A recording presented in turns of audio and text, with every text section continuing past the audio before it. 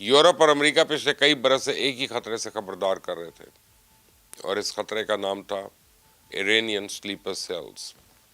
تو American intelligence community کافی عرصے سے اس خدشے کا اظہار کر رہی تھی کہ ایران مغربی ممالک میں مقیم ایسے لوگوں کو استعمال کر سکتا ہے جو بظاہر عام شہری ہوں، لیکن کسی بھی وقت خفیہ ہدایات ماننے پر یا ملنے پر کسی اندرونی حملے کے لیے متحرک ہو سکتے ہیں۔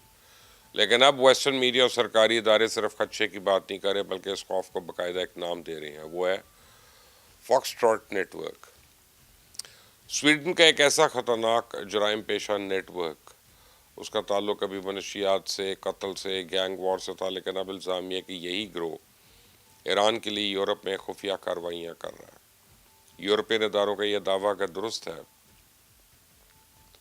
تو سوال صرف یہ نہیں کہ ایرانی سلیپر سیلز یورپ میں موجود ہیں یا نہیں، بلکہ اصل سوال تو یہ ہے کہ ایک جرائم پیشہ گینگ ایران کے مفادات کے لیے کیسے استعمال ہونے لگا۔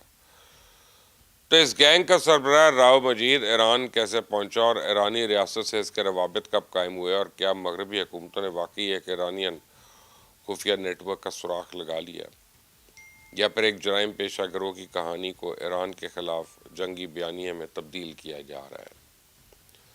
آج اس ویڈیو میں ان تمام سوالوں کا جواب تلاش کرنے کی کوشش کروں گا۔ تو سب سے پہلے دیکھیں کہ فاکس ٹراٹ نیٹ ورک آخر ہے کیا۔ فاکس ٹراٹ نیٹ ورک بنیادی طور پہ ایک منظم جرائم پیشہ نیٹ ورک ہے جو سویڈن سے آپریٹ ہوتا ہے۔ اس کی سرگرمیوں کا مرکز منشیات، مسلح تشدد اور قتل کی وارداتیں تھیں۔ راؤ مجید نامی شخص کو اس گروہ کا سربراہ سمجھا جاتا تھا۔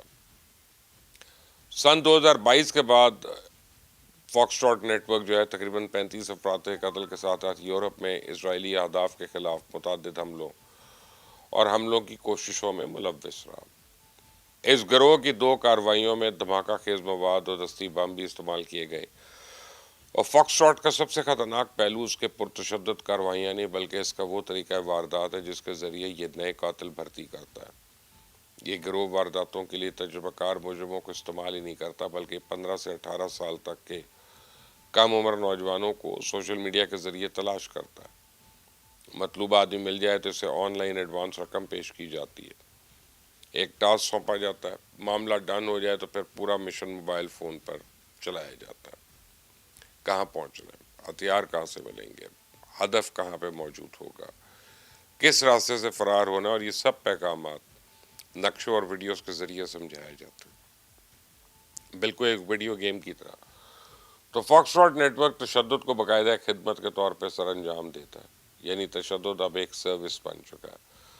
جو شخص اپنے کسی مخالف کو قتل کروانا چاہتا ہے، اسے خود قاتل تلاش کرنے کی ضرورت نہیں ہے، بلکہ اس نیٹ ورک سے رابطہ کرتا ہے۔ یہ نیٹ ورک سوشل میڈیا سے کوئی ایسا نوجوان تلاش کرتا ہے جو چند ہزار پاؤنڈ یا کسی مالی لالچ کے بدلے جان لینے پر تیار ہو جائے۔ اور سارے کھیل میں سب سے دلچسپ بات یہ کہ ان نوجوان قاتلوں کو اکثر پوری رقم دینی ہی نہیں پڑتی،